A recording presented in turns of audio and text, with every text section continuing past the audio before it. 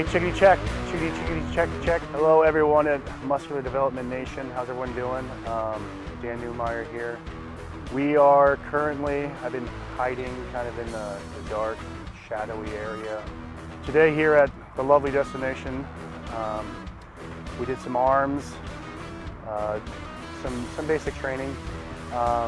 Started up, just warmed up. I like the nicknames and stuff. I've been training with Sir Steven here for the last 2 years. And everyone knows that his arms are what I call stupid. And a lot of the movements that we've been doing or training with have been movements I've learned from him and kind of coupled into my workout. So I started with just kind of a pause tension on one arm and a single arm dumbbell curl. You can see the other arm is just kind of stationary and isolated. And both arms, then it becomes a bilateral movement after that. And I couple that with laying down dumbbell skull crusher. After that, which is a great movement too, because it keeps isolation on the muscle belly while the other one's working for the bicep movement.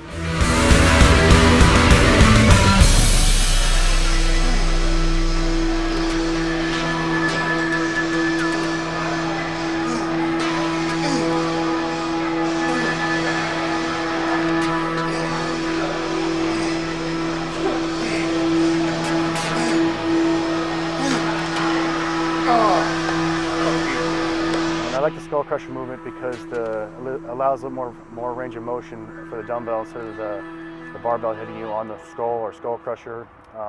It doesn't feel so rough on my elbows, so I really appreciate that movement. From there, we went into what I call K curls, not K cups, K curls, named after my training partner, Mr. Steven Kuklo. He showed me these barbell curls, kind of overhand, different kind of angles, how you pull it up. But I mixed that with kind of a drag curl. Those are fun. They kind of, subjectively, I feel those at the lower end of the bicep, kind of near your elbow, and those actually hurt. And I think I used some bad words there a couple times in between sets from the burning sensation.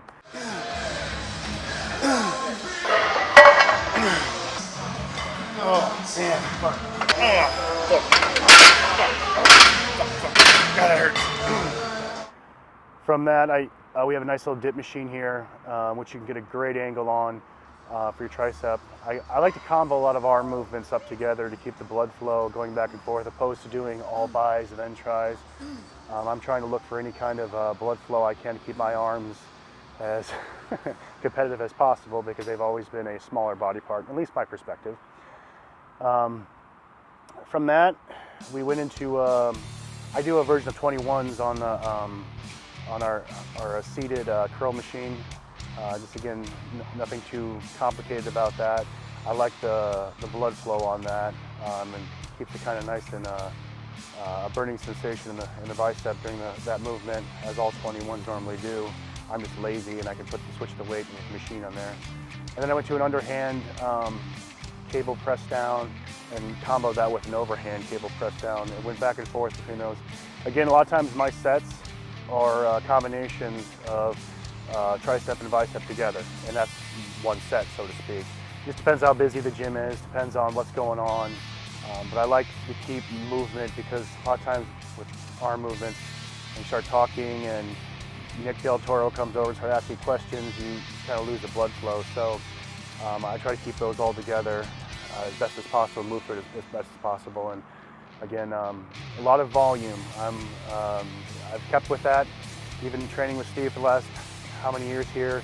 We kind of have the same philosophy, a lot of volume. There's some certain days where we'll move some weight, but a lot of times it's a lot of volume, a lot of blood flow, a lot of constant tension, and a lot of partial range of motion stuff that we've both kind of, even before we started training, had a similar philosophy in. So other than that, just we ended with a behind the back forearm flexion, wrist flexion, old school movement. Most people don't do that as much anymore because they get enough stimulus on back stuff with their grip, but I like to throw that in there every once in a while. Again, arm days for me is one of my big days. I need to make sure that I stimulate as much as possible, because I wasn't born with 21-inch arms like a lot of these guys were. I have had actually to work to get up to 12 inches around. So one of these days I'm going to have 13 inches and it's going to be pretty amazing.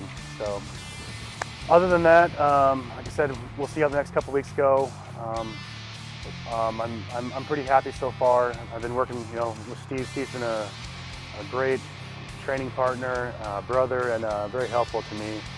It's great bouncing things off him and letting him kind of drive the car, so to speak, so I can not have to analyze. And for people that know me, that's kind of what I do. I like to overanalyze stuff. Otherwise, I probably wouldn't be going after the degree program that I am in. But that's kind of my nature, and it's nice to have someone to kind of tell me to shut up and do it and not have to worry about some stuff so much anymore. So I want to give thanks also to Greg and Michael here at Destination. They've awarded me and helped me.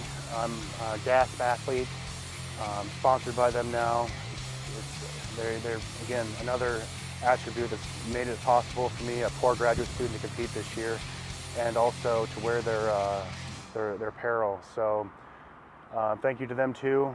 Again, I thank my wife, because if I don't thank her enough, she will come after me. Other than that, I appreciate it. Thanks, and I will talk to you soon.